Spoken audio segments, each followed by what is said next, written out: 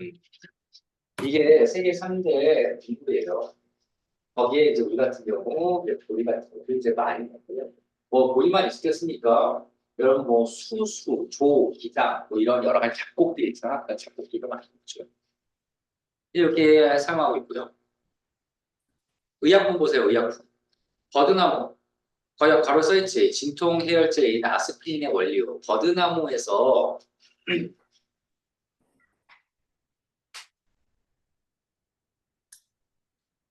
나무죠. 큰 나무, 버드나무. 그 버드나무에서 살리실산이라는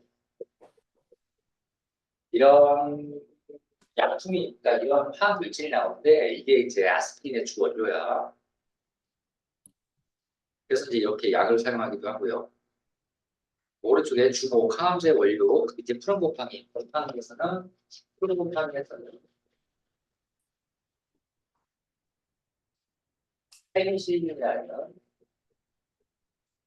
페니실린이라는 항암 약, 항생제가 나오는 거죠. 자, 그래서 이렇게 그 식물을 약으로 많이 사용합니다. 살리실사, 이제 여러분들 공부 열심히 하면 그 앞으로 몇 년 있으면 대학 가잖아. 한 6년, 5년, 6년 있으면 대학 가요. 금방이야. 대학생 되겠지. 선생님이 대학교에 처음 딱 들어가가지고 화학 실험 과목이 있어서 실험을 했을 때 살리실산을 정제해서 아스피린을 만드는 실험이 있어요. 그러니까 요즘 같은 경우에는 그렇게 대학생들도 간단하게, 요즘은 이제 대학생도 아니라 선생님도 이제 옛날에 대학생 화학 실험하고 처음 그렇게 해본 거고, 요즘은 고등학교생들도 많습니다. 요즘은 그러니까 생각보다 쉽게 이렇게 아스피린을 만들고 한단 말이야. 근데 그 옛날에는 그런 거 몰랐을 때는 이 버드나무를 쭉쭉 뜯어가지고 아팠을 때 그게 식었대, 지금처럼 식었대. 거기서 이제 살리실산이 나와서 어떤 몸에 해열제, 진통제 이런 효과가 발휘가 됐다고 합니다. 자, 섬유를 보면요. 목화,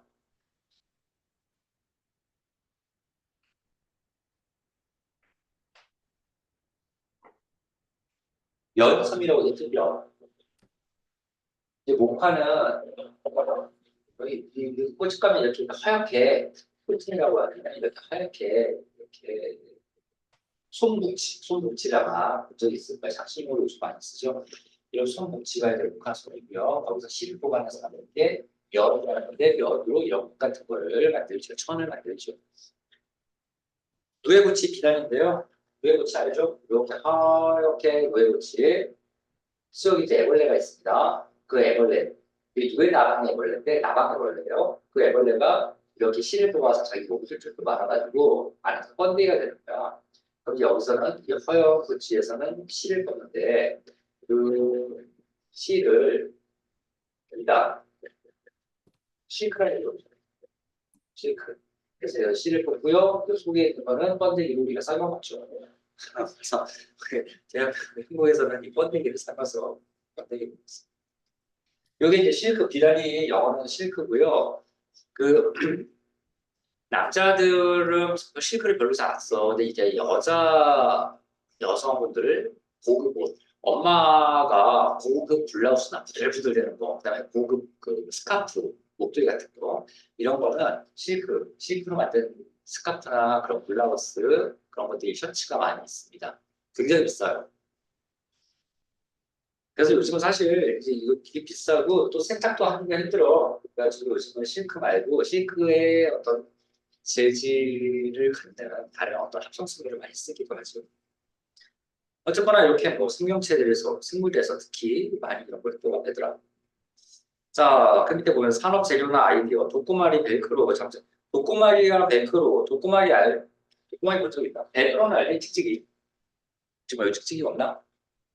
아, 선생님 찍찍이가 있네. 요 마이크 선인데 이거 알죠? 이렇게 갖다가 이렇게 붙이는 거, 이 찍찍이. 벨크로라고, 이 사실 찍기가 영어로 벨크로 테이프예요, 벨크로 테이프. 알죠? 그 숲 같은 데 가면, 이런 쓰는 게, 이런 열매 같은 게 있어. 그러니까 요만한 색, 이거보다 좀 작죠? 요거 생겨서, 숲을 만약에 해치고 지나가면 얘가 막 이렇게 옷에 걸려 있으면 달라붙어서 툭툭 털어내야 돼. 이렇게. 근데 여기가 확대해서 보면 여기를 확대해서 보면 이렇게 해서 갈고치가 있어. 그래가지고 이제 천 같은 데 걸리기가 되게 쉽게 생겼지. 천 같은 거. 요거를 응용을 해서 벨크로 테일이 벨크로를 만든 거고요.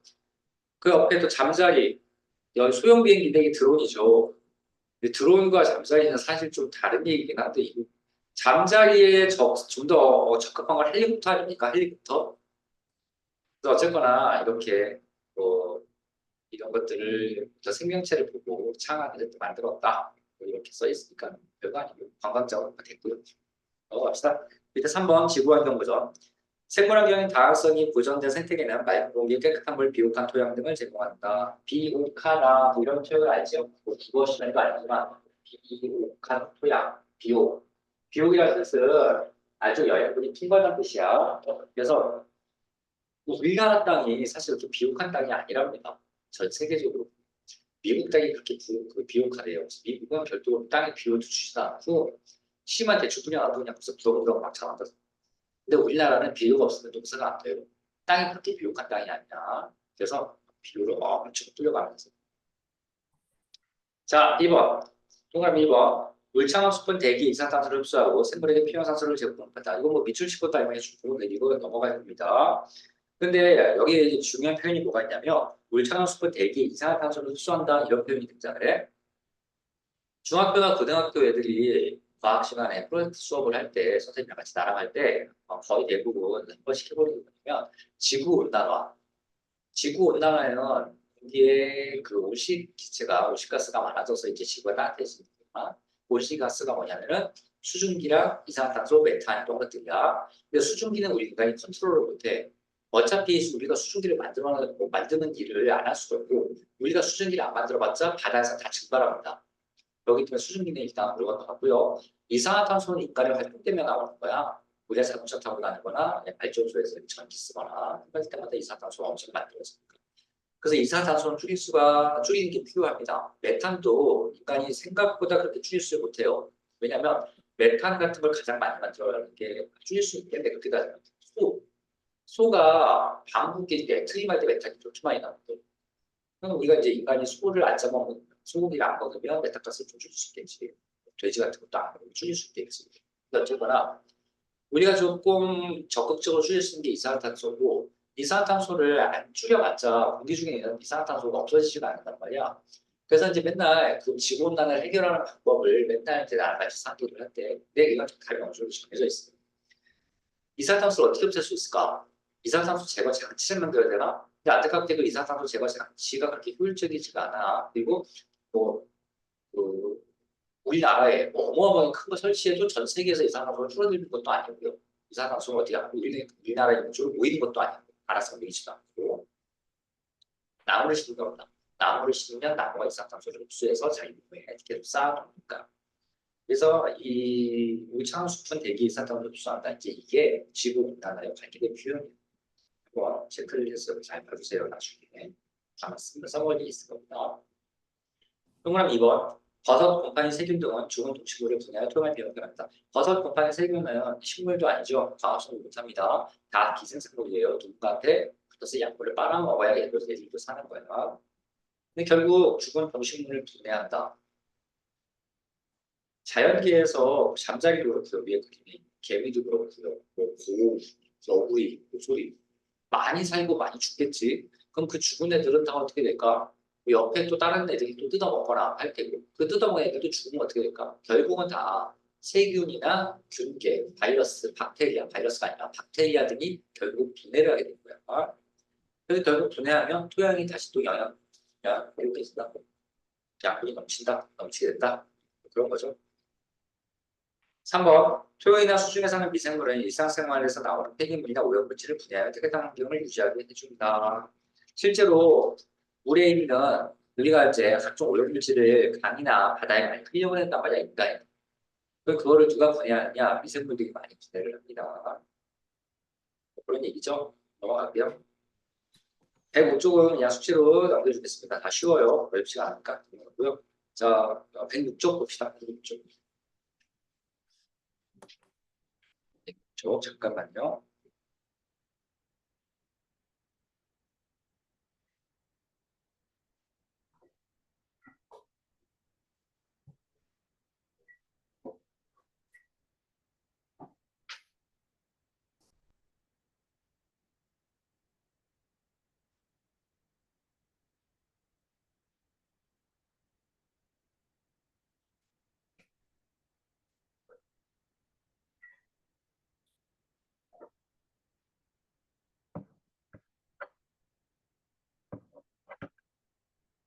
자,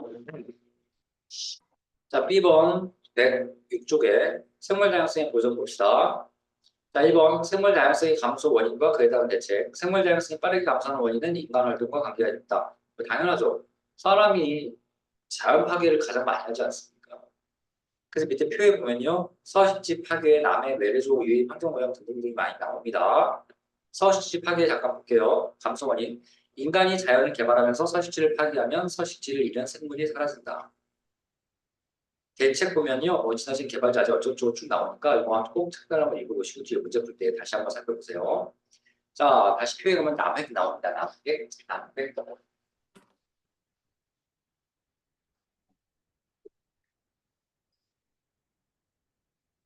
자, 이게 후회카다 잡는다는 뜻이고요. 남자가 넘실남자야, 넘실남자. 그러니까 너무 지나치게 잡는다 그 뜻이죠.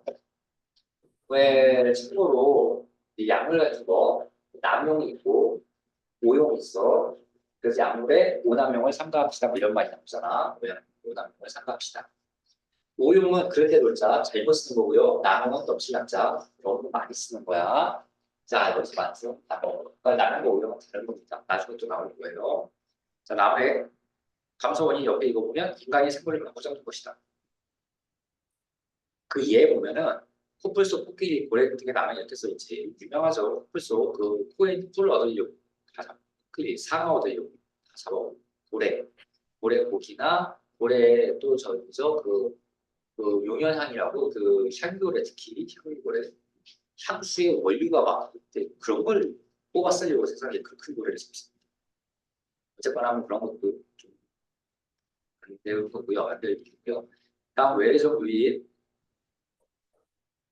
자, 외래종 유입 이볼게. 일부 외래종은 토종생물을 위협하여 생물 다양성을 감소했다. 거기 밑에 얘 보면요. 흔히 베스라는 물고기 유명하죠. 베스랑 또 그거 하나 뭐 있었지? 큰 물고기? 그 하나 더 있는데 베스랑 기억이 안 나네. 어쨌든 그 두 가지 물고기가 우리나라에 얘네들을 좋은 목적으로 사실은 들여왔습니다. 잡아먹으려고 양식해가지고 양식으로 물고기를 고기를 얻으려고 했는데 사실 별로 그러니까 우리나라 입맛에 별로 맞지도 않는데요. 모르겠어요. 선생님 먹어보죠. 황탕물 맛이 난다고 하는데 또 맛이 나는 사람들도 있고 어쨌거나 이 베스를 우리나라 하천에 풀어두니까 실제 이 잘 안 팔리니까 양식을 하다가 안 팔리니까 그냥 하천에 버려버리고 또는 탈출을 하고 양식장에서 근데 얘가 등치도 크고요 또 육식성 원료예요. 우리나라 조그만 물고기들 다 잡아먹어버립니다. 그래서 이제 많죠. 뉴트리아도 마찬가지고요. 뉴트리아가 알죠? 그 쥐새끼 섬생긴 쥐인데 버리고 이만한 쥐 옆에 그림 나오죠. 외래종 한번 보시고 이 뉴트리아가 또 이거저거 다 잡아먹는다지 않습니까? 뉴트리아가 조그만 뱀을 잡아먹는데 원래 뱀이 쥐를 잡아먹어야 되는데 이제 쥐가 뱀을 잡아먹는 이런 일이 발생했습니다. 붉은귀 거북. 붉은귀 거북은 실제로 요즘은 사실 키우는 사람이 이게 유해종이어가지고 잘 안 키우는데 선생님이 어렸을 때 선생님이 기내만 할 때도 친구들 집에 가보면 붉은귀 거북을 되게 많이 키웠었어. 작아. 크게 막 요만하게 이제 팔아서 얘가 자라먹는 거니. 그때만 했을 때. 귀에 붉은색이 이렇게 있습니다, 실제로. 근데 얘가 그렇게 더러운 물에서 자주 죽지도 않고 그리고 물고기도 정말 다 많이 잡아먹고 그런답니다. 그러니까 이런 걸 키우다가 못 키우겠으면 사실 이렇게 죽여버리지 해야 되는데 또 죽일 수 없잖아 집에서 키우고 하니까 그러니까 에이 밖에서 살아라 그리고 한층 같은 데에다가 버려버린단 말이야. 걔가 끈질기게 살아남아서 생태계를 다 망쳐버리고 있죠. 가시방 나오는데 가시방은 식물입니다. 황소개구리 또 유명하죠. 아유 이런 것들. 황소개구리는 개구리가 막 약간 이만한데 그 개구리가 커가지고 얘가 또 다른 개구리도 잡아먹고 얘도 뱀을 잡아먹습니다. 너무 크니까. 그래서 막 이런 것들이 외교적인 우리나라 다 치우고 있죠. 반대로 또 우리나라에 있는 종이 미국에 가서 외국에 가서 또 거기에 생태계를 박살내는 경우가 있어. 대표적인 게 가물치. 가물치라고 막 이때만한 민물고기가 하나 있습니다. 생긴 것도 되게 막상하게 뱀처럼 생겼어요. 무섭게 생겼어요. 근데 우리나라에서는 또 걔가 그럭저럭 원래 토종 물고기라 그럭저럭 또 살았단 말이야. 더울렁 또 다른 애들이랑 섞여서 잘 살았는데요. 미국 가니까 얘 가물치를 이길 수 있는 그 물고기가 없는 거야. 그래서 가물치가 그냥 미국 하천을 다 쓸어버리면 됩니다. 또 하나가 장수말벌. 우리나라 장수말벌이 되게 커요. 진짜 장수말벌은 내가 장수말벌이라고 했지만 니네들은 장수말벌을 볼 적도 별로 없을 거야. 얘들은 뭐 아주 그런 위험한 장수말벌을 굉장히 위험합니다. 쏘이면 죽어요, 잘못하면. 근데 이제 산 같은 데 가서 막 이렇게 요만한 벌레라면 와 말벌이다 막 이러잖아. 근데 진짜 장수말벌 큰 거는 막 이만해. 진짜 새가 날아오는 것 같아. 선생님이 어렸을 때 한번 중고등학교 때 고등학교 때 선생님이 동아리에 그 생물반이었거든. 채집을 많이 다녔습니다. 산에 가서 장수나무 한 물 보고 내가 한 번 보고 기겁을 했다 기겁을. 그게 또 미국에 가가지고 미국에 또 벌 그 시스템을 초토화를 시키고 있답니다. 자랑스럽죠. 우리나라 장수나무벌이. 자랑스러운 것도 아니야. 장수나무벌은 우리나라 벌통도 알아내고 있어요. 미국 가서도 보고 있고. 또 우리나라 칡, 왜 어른들 칡즙 먹는 거 있잖아, 식물. 칡이 또 미국에 가서 또 난리가 아니야. 서로 그렇게 외래종이 섞이면 그 원래 고유종은 굉장히 큰 타격을 받는 거예요. 그렇대요. 다시 이제 본문에 와서 환경오염. 환경이 오염되면 오염에 특히 약한 생물이 사라진다. 이거 뭐 하나만 하는 소리죠.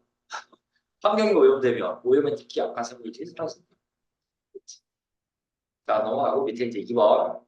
생물 다양성 보존을 위한 활동을 봅시다. 이제 여기가 이제 문제가 이렇게 나올 거예요. 자, 1번 국제적 활동.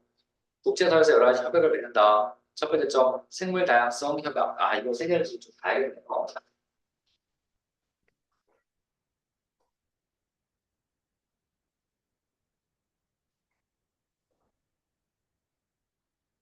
자, 생물 다양성 협약 이거 보면 생물 다양성과 부족을 지속 가능한 이용, 그 이용으로 얻어진 이익, 부족, 분배, 목적을 지키고 있다. 저쪽에 사람들이 나라가 모여서 야, 우리 생물 다양성 지키기 위해서 노력하자 협약하는 거죠.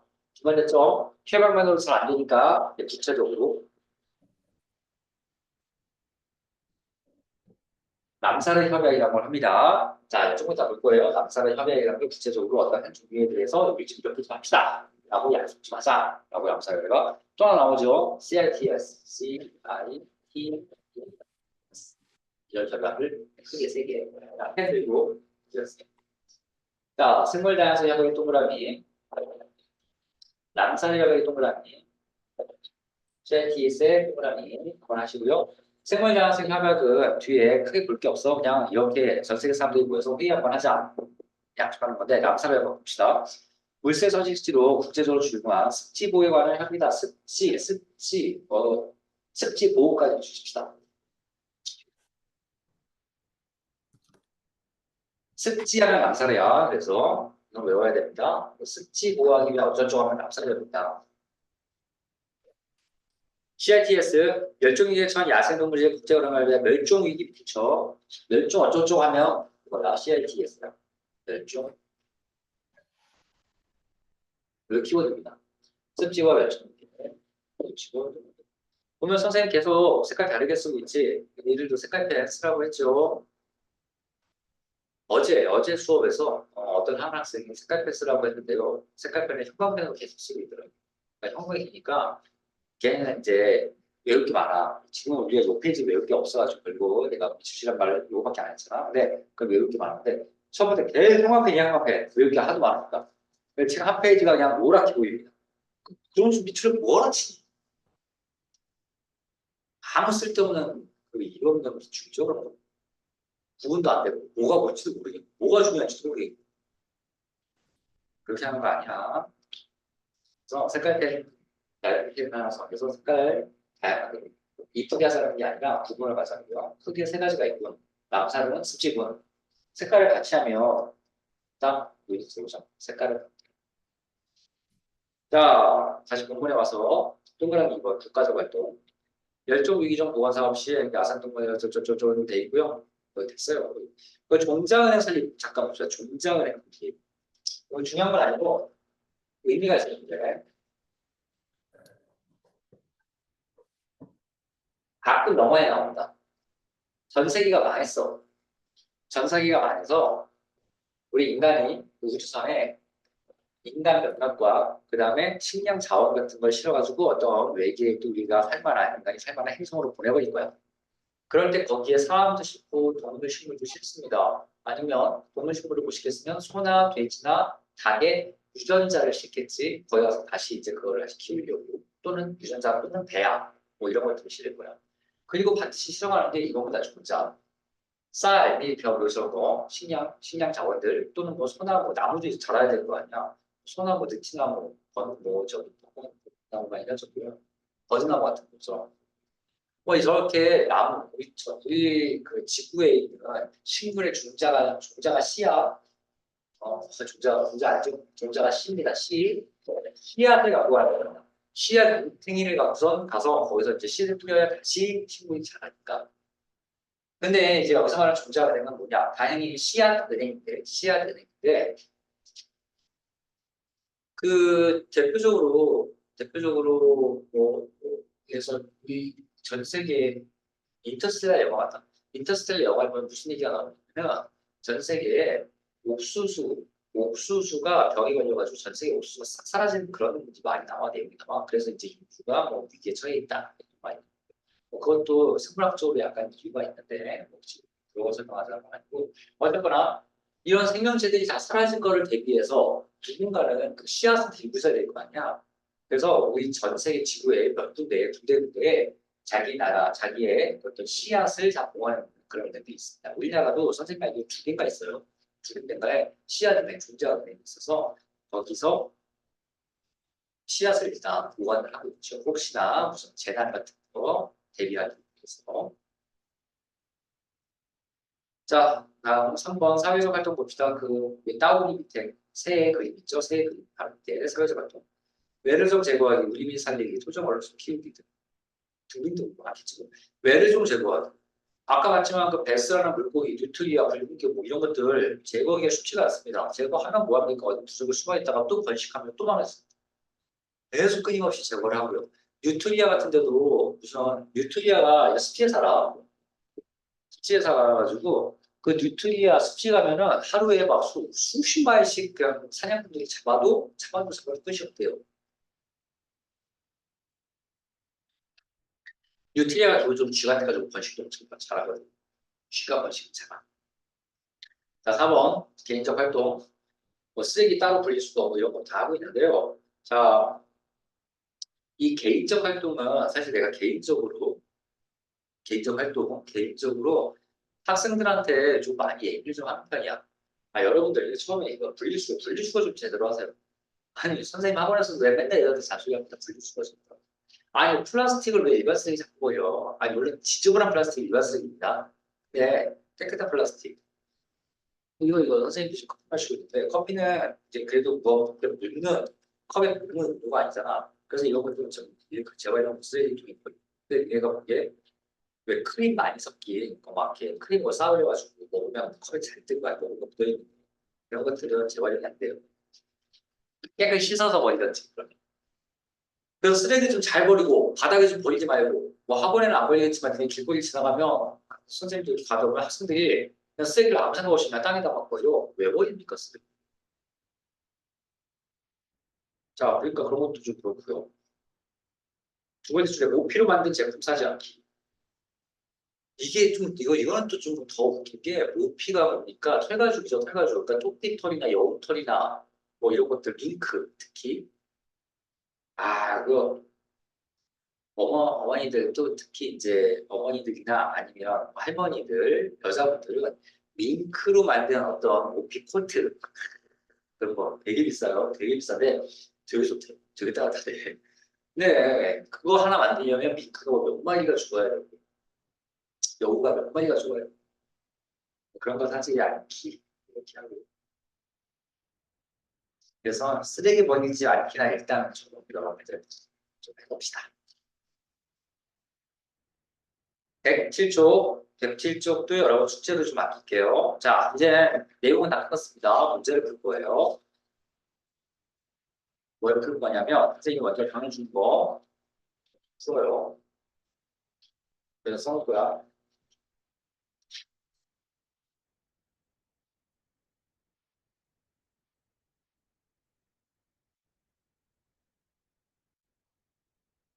잠깐만요. 숙제를 먼저 좀 체크를 할게요.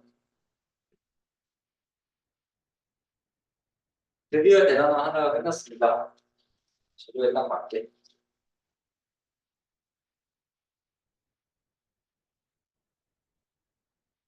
먼저 107조 T 108조부터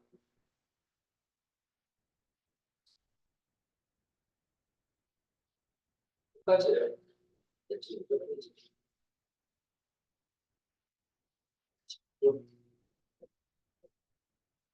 요만큼의 숙제인데 지금 몇 페이지는 해결할 거야. 일단 저게 숙제입니다.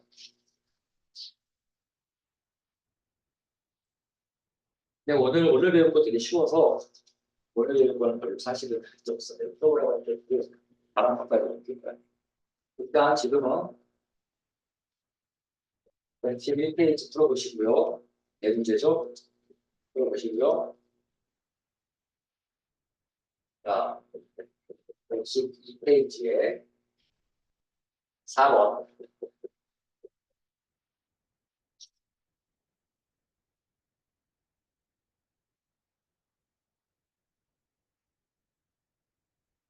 9번, 11번. 2번, 11번.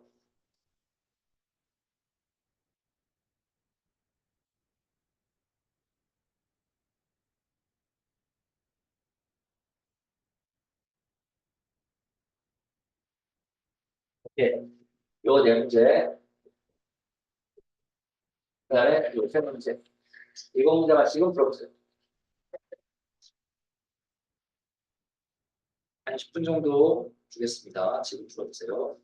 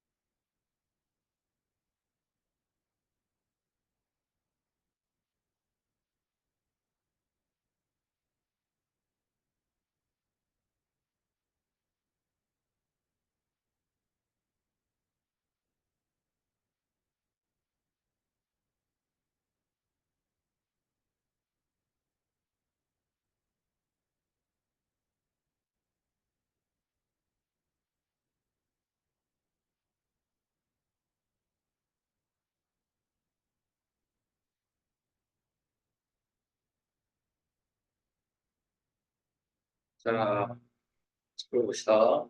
하도 문제 있으면 마무리하시고요.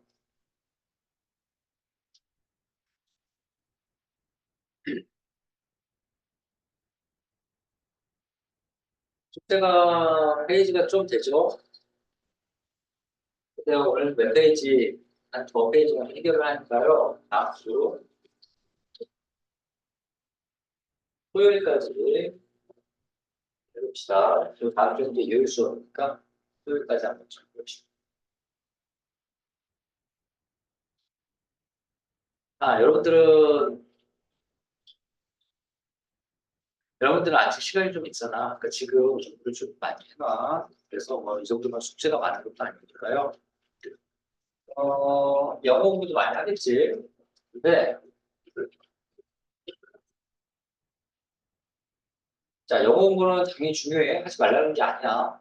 당연히 중요한데 초등학교 학생들은 영어를 회화 쪽을 많이 공부하잖아요.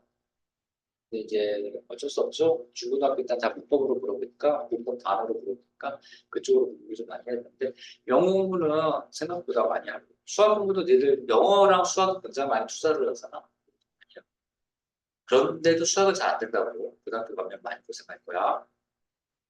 그리고 생각 외로 과학은 뭐 나랑 같이 공부하거나 다른 학원 다니거나 아니면 그럭저럭 커버가 됩니다. 혼자 공부하기 좀 힘들어요. 고등학교 때 커버가 됩니다. 국어가 잘 안 될 거야. 국어가 의외로 되게 힘든 과목이에요. 얘들은 국어랑 수학 딱 두 개 비교하면 수학이 더 어려운 거지. 수학은 아예 못 풀 수도 있으니까. 근데 국어는 또 글씨를 읽거든. 그래서 우리 1번 문제, 111쪽에 1번 문제. 다음은 보르네오 섬이라는 걸 설명합시다. 1950년대 인도네시아 보르네오 섬에서 이거 누가 보도 읽을까? 유치원에도 다 읽지. 한글만 하면 다 읽어. 그러면 걔들은 1900, 뭐 1950년대 인도네시아의 보르네오 섬에서는 유치원생이 이렇게 있다고 치더라도 걔들은 자기가 읽으니까 이걸 아는 줄 알아. 근데 니네도 그래. 국어는 그냥 이게 읽는다고 하는 게 아니야. 글씨는 누가 보고. 그래서 항상 웃긴 게 애들 이제 나중에 그 시험 보고 와서 얘기를 들어보면 수학 잘 봤니? 물어보면 못 봤대. 뭐 문제 많대. 근데 국어는 잘 봤니? 물어보면 잘 봤대. 왠지 자기가 다 맞춘 것 같대. 왜냐면 왜 그런 생각이 빠지냐면 다 읽거든 문제를. 문제를 다 읽고 그래도 답이 3번 같은데? 라고 생각하면서 3번을 쓰고 틀리거든. 근데 수학은 아예 그게 안 되니까. 뭐, 뭔 말인지도 모르겠고 계산 자체도 못하겠고 그러니까 수학은 더 어렵다고 생각을 하고 그리고 국어는 할만하다고 생각해. 마지막에 성적표를 딱 받아보면요. 수학 3등급, 국어도 3등급. 그러니까 잘 본다고 잘한다고 그렇게 만만한 게 국어가 아니야. 국어 공부 열심히 하는 뜻이에요. 책 많이 읽고 요즘 시간이 있으니까. 1학년까지, 중1까지도 아마 시간은 좀 충분히 있을 겁니다. 그러니까 지금 많이 읽고 좀 탄탄하게 해보세요. 과학은 그렇게 선행할 필요가 많이는 없지만 뭐 혹시나 맞다. 혹시 민서나 재영이나 뭐 저기 그 걔네들 과학을 선행을 어떻게 좀 더 하고 싶다 어쩌다 싶다 혹시나 궁금하면 선생님한테 개별 카톡을 보내든지 나한테 따로 연락을 하세요. 그러지 않으면 지금 여러분도 선행을 하고 있는 거잖아. 이 정도만 해도 괜찮습니다. 학교 수업은 괜찮습니다. 학교 수업. 자, 어쨌거나 1번. 자, 1950년대 인도네시아 코로나 상에서는 말라리아를 일으키는 모기를 없애려고 다량의 DDT, 어처럼 유명한 살충제죠. 그러니까 그가 목에 숨을 죽었지만 디트리옵산 박돌레 저항은 도마뱀에서 운동시키는 말이 됐고 도마뱀을 잡아낸 고양이들이 죽었고 고양이가 죽으니까 쥐가 빨갛고 흑사 그들고 만성 목숨이었다 등등이 쭉 나옵니다. 이 DDT가 굉장히 강력한 살충제야. 그래서 실제적으로 이 영화 같은 데도 가끔 나와요. 예전에 DDT 몸에 사람 몸에 이가 살거나 할 때 사람 몸에도 뿌옇뿌옇단 말이야. 하얗게. 그렇게 막 뿌리는 그런 살충제였는데 굉장히 싸고도 굉장히 효과가 좋아서 곤충이 싹 다 죽어버렸어. 그런데 알고 보니 곤충만 죽이는 게 아니라 사람도 죽이더라. 그래가지고 DDT가 이제 그때 몸에 인간한테는 해가 없는 줄 알았는데 보니까 해가 있더라는 거예요. 어마어마한 큰 해가 있어서 요즘은 안 갑니다. 사용하지 않는 그런 살충제예요. 자, 기억법 봅시다. 사람의 행동은 생태계에 큰 영향을 미치지 않는다. 이거는 기억법 보기는 이건 유치원생이 봐도 딱 틀린 법이죠. 사람의 행동이 생태계에 큰 영향을 미칩니다. 기억 틀렸고요. 2번. 생태계에서 여러 생물은 먹이 사슬에 연결되어 있다. 이거 그냥 문장 그대로 맞죠. 이거 맞고요. 기록번. 생태계에서 한 종의 개체수 변화는 다른 종의 개체수에 영향을 미치다. 당연히 맞죠. 이 답은 디귿디귿인데 위에 보기를 몰라도 그냥 위에 지문을 안 읽어도 당연히 보기만으로도 디귿디귿 골라낼 수 있습니다. 답은 5번. 실력 판단이라고 되어 있다고 다 또 어려운 문제도 아니죠. 쉽네요. 자, 2번 문제 봅시다. 그림은 도로와 철도를 덧칠했을 때 숲의 안쪽에 사는 생물들의 서식지 면적이 변화를 나타내는 것이다. 이거를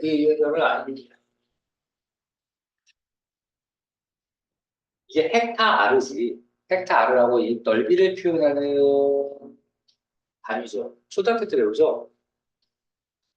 이 헥타아르가 사실 아직 뭐 초등학교 때 배우면 다 그거니까 넘어갑시다. 넓이 단위예요. 근데 철도가 어떻게 보여? 이만큼 땅에서 철도가 이렇게 지나가 버리면 서식지가 빠지고 또 이만큼이 빠지네. 이만큼도 빠지네. 어쨌든 서식지가 많이 줄어들었네요. 이 8.7 곱하기 4가 얼마냐? 48에 32, 47, 28, 34.8. 34.8 헥타르로 서식지가 줄어들었네요. 이렇게. 확 줄어들었습니다. 자, 기억번. 인간이 자연을 개발한 과정에서 서식지가 파괴됐다. 맞고요. 맞고요. 2번. 도로와 철도의 건설로 숲의 안쪽에 사는 생물들의 설치가 맞고요. 숲의 안쪽에 사는 녀석들이 압박이 되었지 않습니까? 이만큼의 숲이었는데 안쪽 설치가 압박이 되었고 2번. 끊어진 생태계 사이에 생태 통로를 설치하면 생물 장수 생태 통로 에코브릿지라고 하는 건데 자 여기에 있는 서식지와 여기 있는 서식지가 변적이 되어버렸어. 그러면 여기 두 종 간의 교류가 없어지면 종 다양성이 떨어집니다. 따라서 인간들이 여기 개발을 어쩔 수 없이 개발을 할 때 여기에 다리나 지하 통로를 개설을 해요. 그래서 이쪽 동물이 이쪽 동물로 왔다 갔다 섞일 수 있도록. 얘들이 고속도로 타고 이제 부모님 차를 타고 아니면 뭐 학교에서 어디 여행을 가건 고속도로를 타고 쫙 가다 보면 고속도로라는 게 흔히 도시에 아니면 이제 시골에 와서 되잖아. 그럼 이쪽 산과 이쪽 산이 분리가 되거든요. 고속도로 때문에 동물이 지나다니지 못하니까. 그럴 때 이 고속도로 가만히 보면 위에 다리가 가끔 하나씩 나와. 육교처럼 다리. 그럼 거기가 사람 지나다니는 다리가 아닙니다. 그게 다 이쪽 산에서 이쪽 산으로 동물이 넘어갈 수 있는 에코브릿지야. 그래서 이 지나가는 동물이 지나가는 길을 만들어주는 거야. 이런 식으로 지하 통로가 있을 때도 있고요. 위에 터널 밑으로 그 고속도로 밑으로 통로가 있기도 하고요. 위에 다리를 놓기도 합니다. 자, 니은번 아니 디귿번 그래서 그런데 생태계 사이에 생태 통로 설치 맞네요. 생태 통로를 설치하면 다양성 없을 줄일 수 있습니다. 답은 5번이 되겠습니다. 자, 3번 문제. 오히려 끊임없는 서식지 면적의 감소함에 따라 줄어드는 생물종의 비율을 나타낸 것이다. 이에 대한 설명으로 옳은 것을 분리해서 모두 골라주세요. 기억. 서식지 면적이 감소하면 개체수는 감소하지만 생물종의 수는 변하지 않는다. 이게 뭐예요? 개체수가 감소하고 생물종도 멸종되는 종들이 등장할 거기 때문에 생물종도 떨어질 거예요. 감소할 겁니다.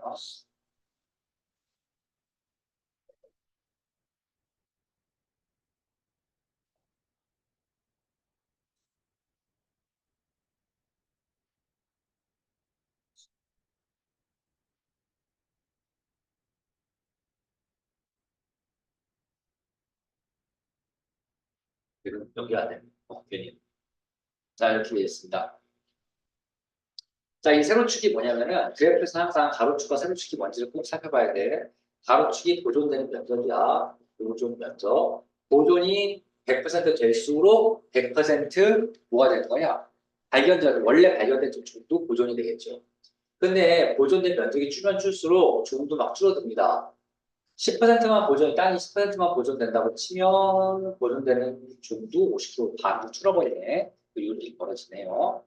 자, 기억번. 서식지 면적이 감소하면 개체수 감소하지만 생물 중의 개수 변화가 틀렸습니다. 생물 중의 수도 변하겠네요. 니은번. 서식지 파괴로 인한 서식지 면적이 감소는 다양성 감소시킨다. 서식지 감소는 다양성 감소시킨다. 맞네요. 6번. 서식지 면적이 2분의 1로 줄어들면 그 지역에 살던 생물 중에 10% 정도 감소한다. 이게 100이었는데 면적이 50%, 2분의 1을 줄어들면 요거 얘기하네요. 50%. 100에서 50% 줄어들면 100에서 90이 되었으니까 얼마야? 10%가 줄어든 거였어. 2분의 1이 되면 10%가 줄어들었네. 이거 맞네요. 뒤에 거. 갑자기 수학이 나오네. 답은 4번이다. 4번이 답니다. 자, 4번 문제. 그림 가와 나는 어떤 지역의 하천 생태계에 나일 농어가 유입되기 전과 후의 먹이사슬을 나타내는 것이다. 야, 이 나일 농어가 들어보니까 이 나번 그림 봐봐. 나일 농어가 다 잡아먹어. 다 잡아먹어. 생물 다양성이 파괴가 되버렸네요. 자, 기억번. 나 생태계보다 가 생태계가 더 안정적이다. 그렇죠. 가가 안정적인데 나가 다 파괴된 겁니다. 기억번 맞고요. 1번. 이 지역 4차 생태계는 나일론과의 천적이 없다. 나일론과 가장 최상위 포식자가 되어버렸죠. 나일론을 잡아먹는 애가 안 보이네요. 1번 맞죠. 2번. 나일론과 윗된 후 하차 생태계의 생물 다양성이 증가가 아니라 폭망했죠. 생물 다양성이 사라졌습니다. 답은 2번. 자, 냄새 풀어봤고 다음 112쪽에 4번 봅시다. 112쪽에 4번.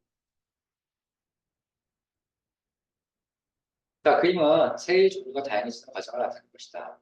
예전 설명으로 일치하는 것은 기억번. 원래 한 종류였던 새들 사이에 변이가 있었다라고 되어 있습니다. 기억번. 맞죠? 자, 이 그림에서 맨 왼쪽 그림 한 종류의 새들이 여섯 마리가 이렇게 모여 살고 있었잖아. 맨 왼쪽에 땅에 여기 여섯 마리가 모여 살고 있었잖아. 그 여섯 마리가 다 똑같진 않을 거란 말이야. 중간 중에 더 잘 나는 애도 있고 중간중간에 더 잘 뛰는 애도 있을 테고 더 부리가 긴 애도 있겠고 부리가 더 단단한 애도 있겠고 여러 종류의 변이가 등장을 합니다. 그래서 변이가 있었다 맞고요. 2번. 각 섬의 새들은 서로 다른 먹이 환경에 정의하였다. 그래서 여기 중에서 좀 부리가 단단한 애들은 씨를 더 많이 먹었을 테고 부리가 더 이렇게 쪽지게처럼 긴 애들은 곤충을 잡아먹어. 핀셋처럼 쪽지게처럼 곤충을 잡아먹었을 테고 더 많이 먹었을 테고 그렇게 해서 이제 점점점 분화가 일어나기 시작을 했죠. 그래서 먹이에 따른 환경 변화가 적응하기 시작했습니다. 뒤에 번. 변이와 환경에 적응하는 과정은 생물이 다양해진 주요 원인이다. 맞죠? 특히 먹이, 환경 굉장히 중요한 요인입니다. 다 맞네요. 5번이네요. 답은 5번. 다음 5번 문제 봅시다.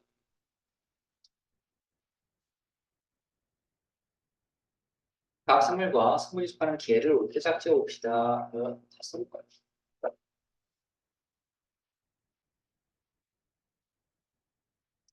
이번에 다시마 봅시다.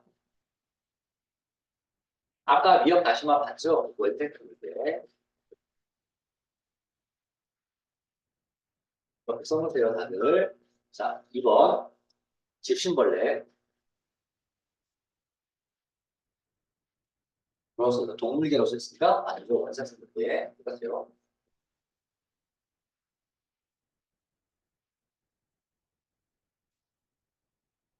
3번 해파리. 원핵생물계? 아니요. 동물계입니다.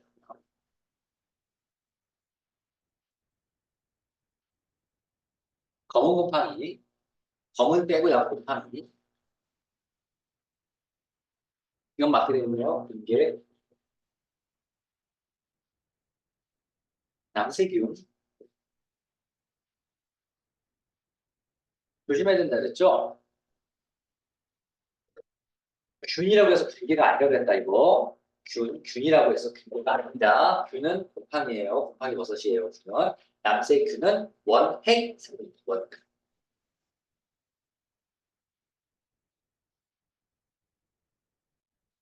답이 4번이 4번은 맞고요. 다 세고 다 이렇게 제대로 여기에 달아놓으세요. 자, 이렇게 써야 됩니다. 11번 문제 봅시다.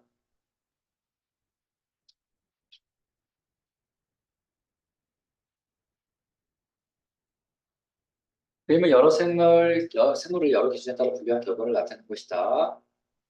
해염류, 갈매기, 미역, 물고기, 해바라기를 이런 식으로 이거 좀 비우고요. 마지막 요거 하면서 정리하면서 끝내봅시다. 자, 이제 로 해야 되는 애들 A에서 연락드립니다. 해요.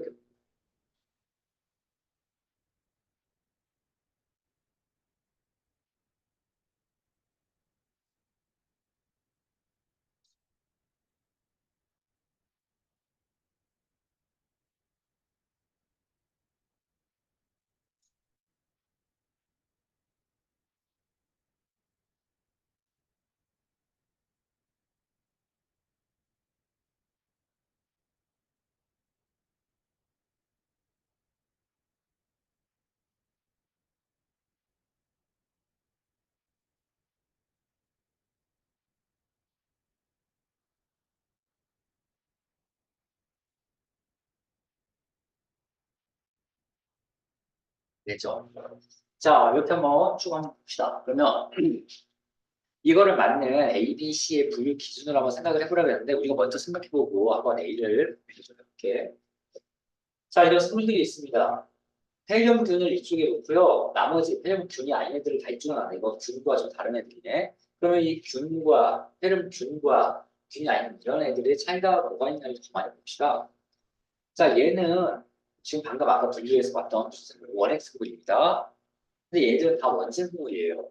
그러면 이 원핵생물과 원생생물, 진핵생물의 어떤 차이점은 뭐야? 한 마리의 핵이 있느냐 문제 살겠지. 그럼 이제 A는 당연히 핵의 유무를 가지고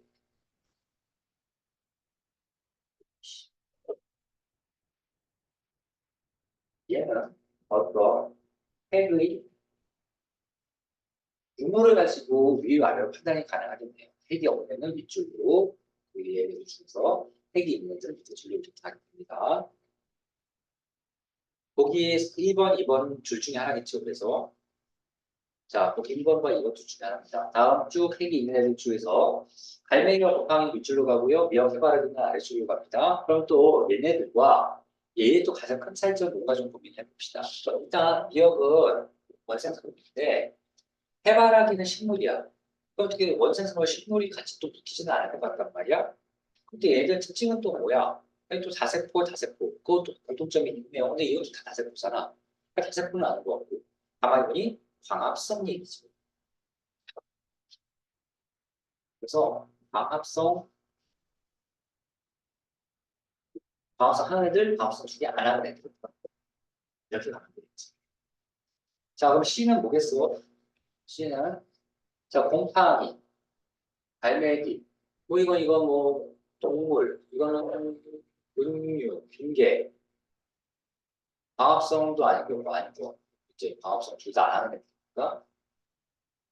핵에서도 구분점이 크게 차이가 나고, 이건 뭐, 분사가 있다. 뭐이 정도 보면 되나? 이거 기분. 하고, 운동성? 운동성이 있겠네요. C번의 운동성이 있네요.